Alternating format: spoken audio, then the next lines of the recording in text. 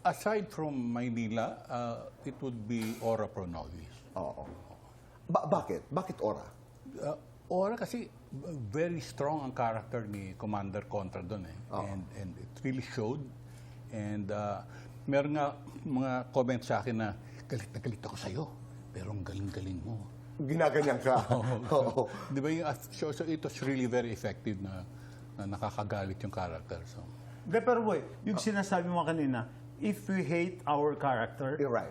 Kasi ako, ang approach ko dun sa role ko, kasi yung mga bad guy or bad characters, Okay. hindi naman sila nag-iisip na ang ginagawa ko masama.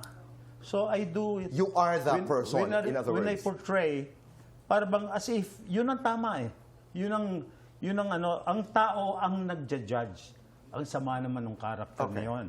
So pero as far as my personal involvement dun sa character na yon, ang dating ko, tama ako. Hindi ako masama, mabuti ako. I get